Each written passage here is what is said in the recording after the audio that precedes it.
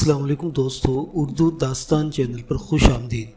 معزز سامعین حضرات، آئیے سنتے ہیں اپنے حریفوں پر قہر بن کر نازل ہونے والے ایک سراپا انتقام نوجوان کی تحیر انگیز داستان قسط نمبر 3۔ شوق سے دھن پر سیٹی بجاتا ہوا وہ بہت ہی مگن انداز میں اپنی بائک دوڑا رہا تھا۔ آج چھٹی کا دن تھا اور حنین نے اس سمیت کچھ دوستوں کو اپنے گھر پر کھانے پر بلا رکھا تھا۔ حنین کا گھر شہر سے کچھ ہٹ کر آباد کی جانے والی ایک اچھی سوسائٹی میں تھا۔ یہ گھر ان لوگوں نے کچھ عرصہ قبل ہی خریدا تھا اور اصل میں آج کی دعوت اس گھر کی خوشی میں ہی تھی۔ شہر کے ہنگاموں سے ہٹ کر قائم کی گئی صاف ستھری پرسکون جگہ پر بنایا گیا گھر سبھی کو بہت پسند آیا تھا۔ ساتھ ہی سب پرتکلف دعوت اور بے تکلف دوستوں کی کمپنی سے بھی خوب لطف اندوز ہوئے تھے، لہٰذا کھانے کے بعد بھی کافی دیر تک محفل جمی رہی تھی۔ گھر کی دور دراز لوکیشن کی وجہ سے حنین نے جان بوجھ کر انہیں دوپہر کے کھانے پر بلایا تھا تاکہ سب اطمینان سے انجوائے کر سکیں۔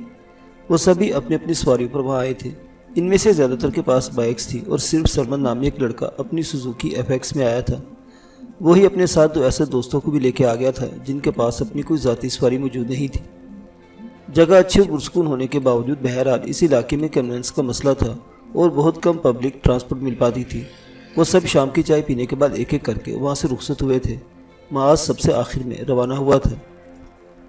حنین نے بہت مشکل سے اسے اجازت دی تھی اور وہ اس تاخیر کی تلافی کے لیے شارٹ کٹ کا استعمال کرنے کی کوشش کر رہا تھا۔ اس وقت وہ جس زیر تعمیر ہاؤسنگ سوسائٹی کے قریب سے گزر رہا تھا وہ بھی عام راستوں سے ذرا ہٹ کر قائم کی جا رہی تھی اور اس کا اندازہ تھا کہ اس راستے سے اس کا سفر جلدی طے ہو جائے گا۔ وہ ویسے ہی خوش باش رہنے والا لڑکا تھا اور دوستوں کی محفل میں شرکت نے مزاج پر مزید اچھا اثر ڈالا تھا، اسے اس وقت بہت خوشگوار موڈ میں بائک دوڑا رہا تھا۔ اس کے سامنے پھیلی قدرے ناہموار سڑک دور تک خالی پڑی ہوئی تھی، اس لیے اس کی بائک کی رفتار بہت تیز تھی۔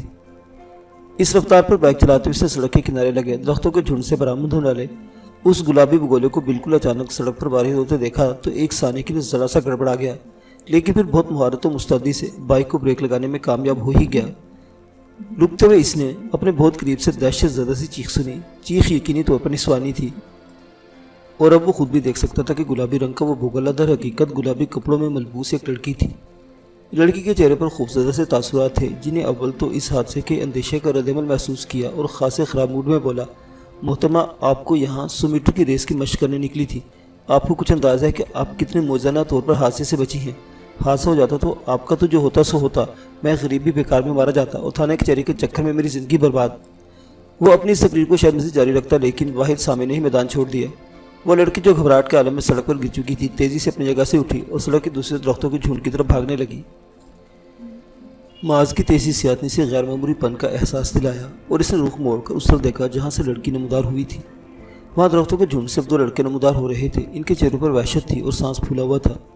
معاذ نے لڑکوں کو شناخت کر لیا، وہ یونیورسٹی میں ہی پڑھتے تھے اور ان کا شمار ان لڑکوں میں ہوتا تھا جو پڑھتے کم اور تفریح و غنڈہ گردی زیادہ کرتے تھے۔ ان کا تعلق تو پتہ نہیں کس ڈپارٹمنٹ سے تھا، لیکن وقتاً فوقتاً ہر ڈپارٹمنٹ کا چکر لگانا ان کے پسندیدہ مشاغل میں شامل تھا۔ اصل میں وہ دولت مند باپوں کی اولاد تھے اور سمجھتے تھے کہ باپ کی دولت کی صورت میں ان کا مستقبل محفوظ ہے، اس لیے پڑھنے پڑھانے میں جان کھپانے کے بجائے موج میلے میں زیادہ دلچسپی لیتے تھے۔ دولت سے متاثر ہونے والی اور انہی کی جیسا مزاج رکھنے والی لڑکیوں کی ایک بڑی تعداد ان کے دوستوں کے حلقوں میں شامل تھی۔ البتہ شریف اور سنجیدہ مزاج لڑکیاں ان سے پہلو بجا کر نکلتی تھیں۔ اپنی ان صفات کی وجہ سے وہ لڑکے پوری یونیورسٹی میں مشہور اور جانے پہچانے تھے، اس لیے معاذ نے بھی فوراً پہچان لیا اور یہ بھی سمجھ لیا کہ ابھی جو لڑکی بگولے کی طرح سڑک پر نمودار ہوئی تھی اور اس کی بائک سے ٹکرانے سے بال بال بچی تھی، اس کے پیچھے یہی دونوں بلائیں لگی ہوئی تھی۔ اسے حیرت و تشویش دونوں نے بیک وقت گھیر لیا۔ اس ویرانے میں وہ لڑکی نہ جانے کیوں نکل آئی تھی اور اس کی خیریت سخت مشکوک نظر آ رہی تھی۔ وہ دونوں جھنڈ سے نکلنے کے بعد اب سڑک پر پہنچ گئے تھے اور یقیناً انہیں بھی اندازہ تھا کہ لڑکی سڑک پر درختوں کے دوسرے جھنڈ میں گھس گئی ہے۔ معاذ کو بائکس میں سڑک پر رکے دیکھ کر وہ ذرا سا ٹھٹ گئے، لیکن پھر گویا انہوں نے اسے نظر انداز کر دینے کا فیصلہ کر لیا اور بھاگتے ہوئے اس کے سامنے سے گزرنے لگے۔ معاذ نے بے اختیاری بائک کا ہارن بجا کر اپنی جانب متوجہ کیا اور بآواز بلند بولا، ایک بات سنیں بھائی جان، مجھے آپ لوگوں سے کچھ کہنا ہے لیکن ہمیں کچھ نہیں سننا، خیرے چاہتے تو یہاں سے دفان ہو جاؤ۔ بھاگتے ہوئے ان میں سے ایک نے پلٹ کر اسے جواب دینے کی مہلت نکالی، اسی وجہ سے وہ اپنے ساتھی سے کچھ پیچھے رہ گیا۔ بات تو آپ کو میری سننی پڑے گی کیونکہ میں نہیں چاہتا کہ آپ کے ہاتھوں کسی معصوم لڑکی کی زندگی خراب ہو۔ وہ اطمینان سے اپنی بائک سٹینڈ پر کھڑی کر چکا تھا اور اب خود بھی سمجھ پڑ رہا تھا جہاں اس کا مخاطب موجود تھا۔ تم ہوش میں تو ہو؟ میں نے تم سے کہا نا کہ یہاں سے دفع ہو جاؤ ورنہ بعد میں تمہارے گھر والوں کو تمہاری لاش میں مشکل سے ملے گی۔ وہ بری طرح غرایا۔ میں ایسے دھمکیوں کے روب میں نہیں آتا، لیکن تمہیں بتا دینا چاہتا ہوں کہ اگر تم لوگ باز نہیں آئے تو تمہارے ہاتھ پیروں کی ہڈیاں کئی ٹکڑوں میں تقسیم ہو سکتی ہیں۔ معاذ نے خوفزدہ ہوئے بغیر اسے جواب دیا اور چند فٹ کے فاصلے سے اس کے عین سامنے اس کی آنکھوں میں آنکھیں ڈال کر کھڑا ہو گیا۔ بے خوفی اور بے جگری اس کی فطرت کا حصہ تھی۔ ابے مچھر کی اولاد، تو مجھے یعنی سلطان کو دھمکی دیتا ہے؟ اس کے الفاظ نے مقابل کا دماغ گھما دیا اور وہ غصے سے کف اڑانے لگا۔ شدید غصے کی کیفیت میں اسے اپنا ہاتھ پیچھے کی طرف لے جا کر پینٹ میں اٹھتا ہوا پسٹل باہر نکالنے کی کوشش کی۔ معاذ بھاگتے اس کے پاس پسٹل کی موجودگی سے پہلے واقف ہو چکا تھا اور جانتا تھا کہ کسی بھی مرحلے پر وہ پسٹل نکال سکتا ہے، اس لیے اس طرف سے پوری طرح ہوشیار تھا۔ جیسے ہی سلطان کا ہاتھ پیچھے کی طرف رکیا، معاذ نے اپنی ٹانگ حرکت دی اور نیم دائرے میں گھومتی ہوئی اس کی ٹانگ اتنی زور سے سلطان کے پہلو میں لگی کہ اپنے قدموں پر کھڑا نہیں رہ سکا اور اچھل کر کچھ دور جا گرا۔ اس کی انگلیوں کی گرفت میں صحیح طور پر آنے والا پسٹل بھی اچھل کر دوسری طرف جا گرا۔ تو حرام، تیری یہ ہمت کہ تو نے سلطان پر ہاتھ اٹھایا، تیری تو میں تکا بوٹی کر دوں گا سالے۔ وہ گرنے کے بعد پھرتی سے اٹھا اور کسی فلمی ویلن کی طرح بڑھ کے مارنے لگا اور مغلظ ذات کا ایک طوفان اس کے منہ سے ابل پڑا۔ ہر وقت غنڈہ گردی کے بل پر اپنی برتری کام رکھنے والے کو یہ کیسے برداشت ہو سکتا تھا کہ کوئی اس کام میں دخل دے؟ وہ اس کے ساتھی تو خود کو بہت اونچی شے سمجھتے تھے، جن کا خیال تھا کہ کسی میں ان کے مقابلے پر آنے کی ہمت ہی نہیں ہو سکتی۔ معاذ کو یاد آ گیا تھا کہ اس کے دوسرے ساتھی کا نام کامران تھا اور وہ کامی کہہ کر پکارا جاتا تھا۔ تو وہ جو کامی تھا وہ بھی یقیناً معاذ کی دخل اندازی سے واقف تھا، لیکن اپنے دوست کی مدد کے لیے رکا نہیں تھا۔ یقیناً اسے اعتماد تھا کہ اس کا دوست اس صورتحال سے بخوبی نمٹ لے گا، اس لیے اس لڑکی کے پیچھے جانا ہی مناسب سمجھا تھا۔ غیظ و غضب سے بھرا ہوا سلطان مغلظات بکتا ہوا کسی سانڈ کی طرح معاذ پر چڑھا آ رہا تھا۔ اس کی اتنی بکواس پر بھی معاذ کے چہرے پر اشتعال کی کوئی علامت نہیں ابھری تھی اور وہ بہت پرسکون سے سلطان پر نظریں مرکوز کیا کھڑا تھا۔ سانت کی راہ ڈکارتا ہوا سلطان شاید پوری قوت سے اسے اپنے تربوز جیسے سر کی ٹکر مارنا چاہتا تھا۔ معاذ آخری لمحے تک اپنی جگہ پر جمع رہا اور جب اس کے اور سلطان کے درمیان صرف چند انچ کا فاصلہ رہ گیا تو وہ نہایت تیزی اور خوبصورتی سے اس کے سامنے سے ہٹ کر ایک سائیڈ میں ہو گیا۔ سلطان اپنے زور میں آگے نکلتا چلا گیا۔ اس موقع پر معاذ نے محاورتاً نہیں بلکہ حقیقتاً اپنی ٹانگ اڑا دی۔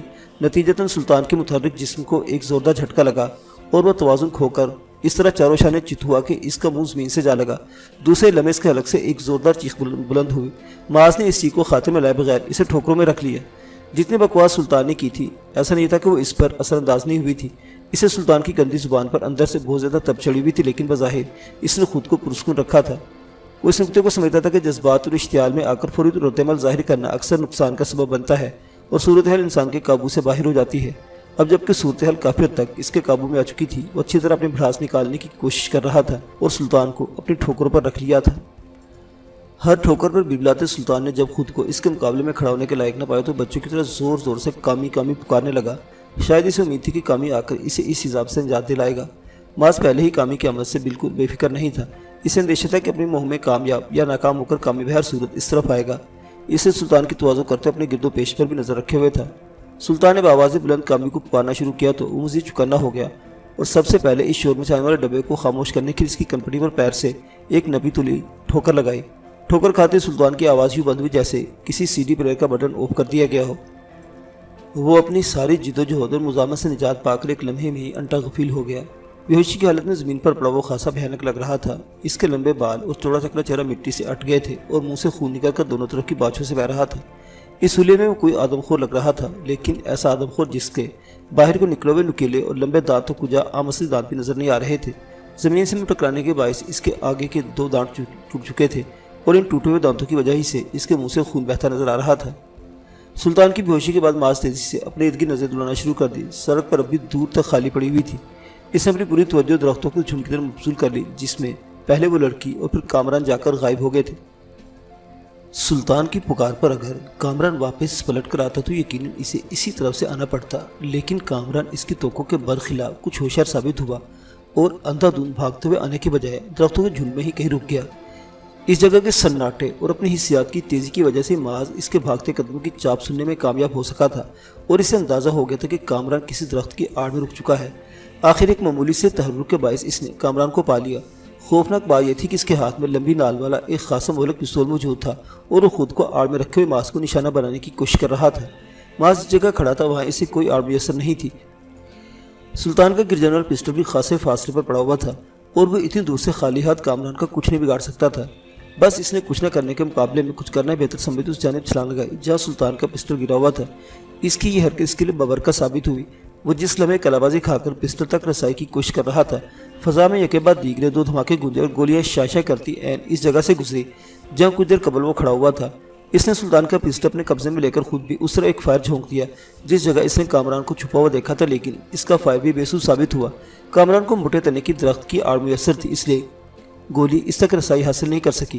معاذ کھلی جگہ پر مستقل ایک جگہ ٹکے رہنے کا خطرہ مول نہیں لے سکتا تھا، چنانچہ ایک بار پھر اس نے تیزی سے اپنی جگہ بدلنے کے لیے خود کو حرکت دی۔ اسی وقت اس کے کانوں میں ایک اور دھماکے کی آواز سنی، لیکن یہ دھماکہ پہلے کے دھماکوں کی نسبت کچھ ہلکا تھا، لگتا تھا کہ چھوٹے کیلیبر کا ہتھیار استعمال ہوا ہے۔ اس دھماکے کے ساتھ ہی فضا میں ایک دردناک مردانہ آواز گونجی۔ معاذ نے آواز کی سمت دیکھا تو اسے کامران اپنی ٹانگ پکڑ کر زمین پر بیٹھا دکھائی دیا۔ وہ اتنا گھبرا گیا تھا کہ اس کے ہاتھ سے اس کا پسٹل بھی گر گیا تھا۔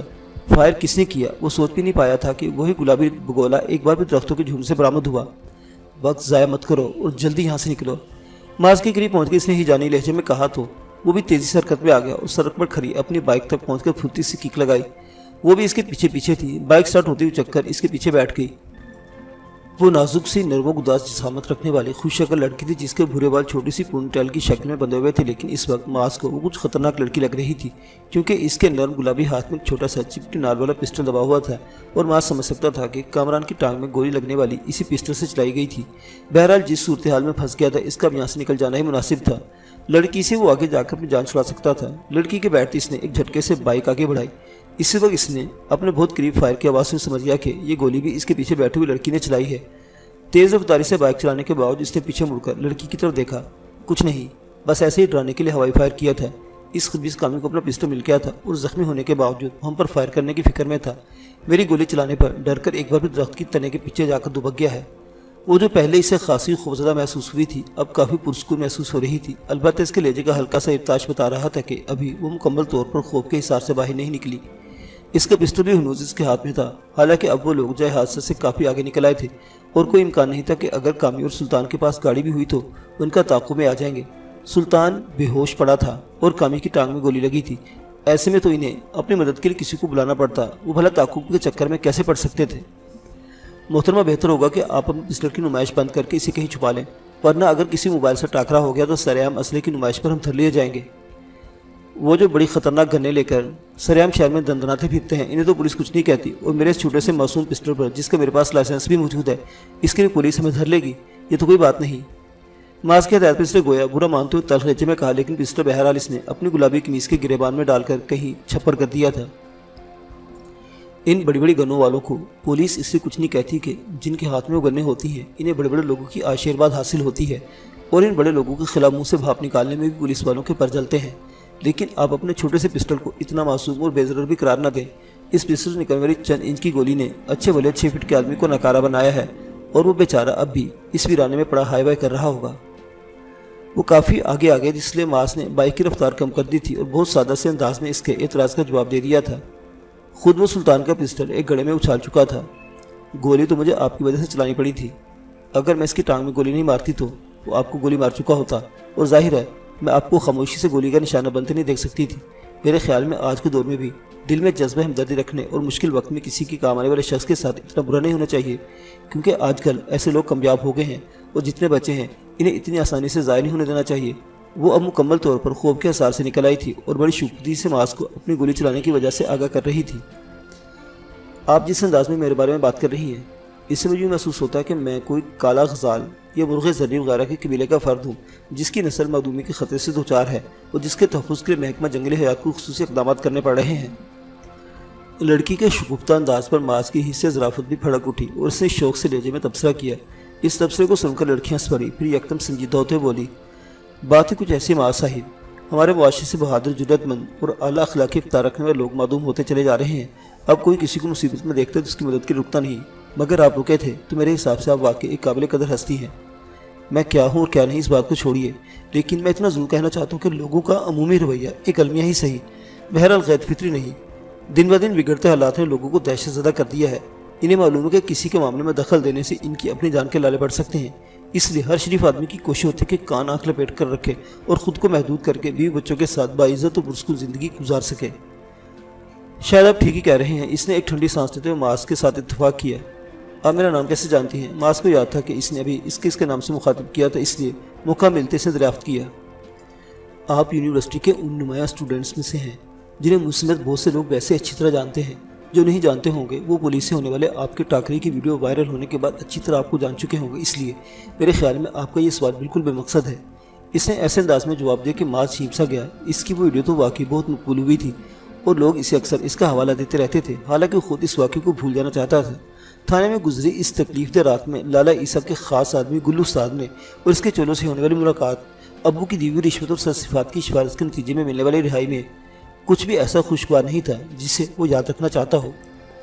ویسے میرا تعلق آپ ہی کے ڈپارٹمنٹ سے ہے، بس میں آپ سے جونیئر اور کچھ غیر نمایاں سی لڑکی ہوں، اس لیے آپ مجھے نہیں جانتے ہوں گے۔ ماس کے احساسات سے بے خبر وہ برجستہ لہجے میں اپنی گفتگو جاری رکھے ہوئی تھی۔ وہ تو آپ یونیورسٹی میں پڑھتے ہیں، یعنی ان دونوں کو بھی جانتی ہوں گی۔ ماس کا اشارہ کامر سلطان کی طرف تھا۔ جانتے تو لیکن یہ اندازہ نہیں تھا کہ ان دونوں سے اس جگہ مٹ بھیڑ ہو جائے گی۔ اس نے ماتھے پر آ جانے والی ایک لٹ کو چٹکی میں پکڑ کر کان کے پیچھے اڑستے ہوئے جواب دیا۔ اب وہ شہر کی بارونق سڑکوں پر آ چکے تھے، اس لیے خوف کا معمولی سا بھی اثر باقی نہیں رہا تھا اور وہ بہت اطمینان سے گفتگو کر رہے تھے۔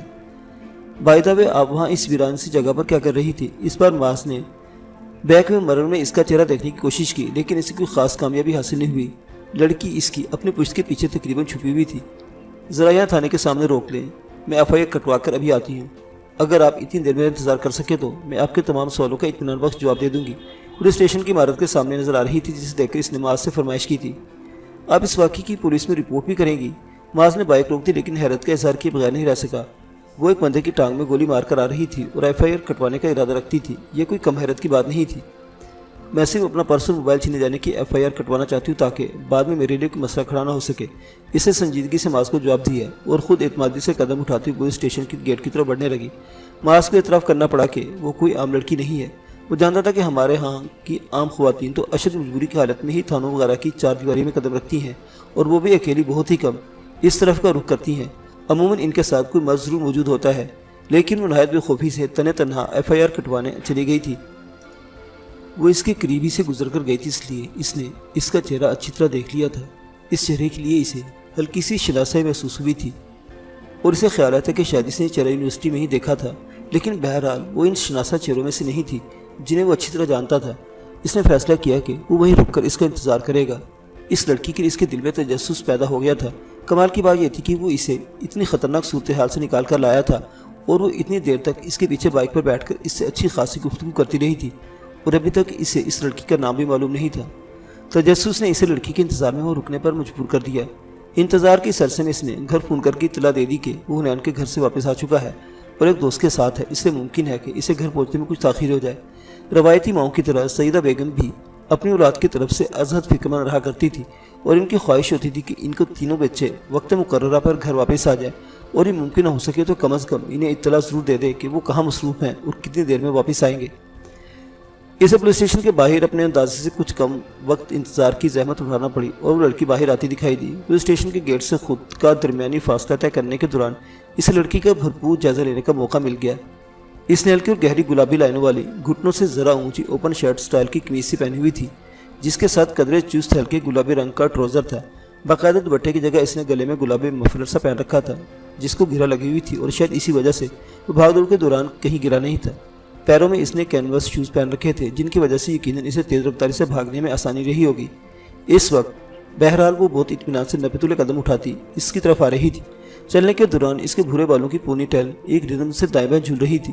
اس کی آنکھیں بھی بھوری تھیں اور بہت گوری رنگت کے ساتھ تیکھے نقوش اسے خاصی خوبصورت لڑکیوں میں شمار کروانے کے لیے کافی تھے، لیکن ماس کو ایسا محسوس ہو رہا تھا کہ اس کے حسن میں مشرقی سے زیادہ مغربیت ہے۔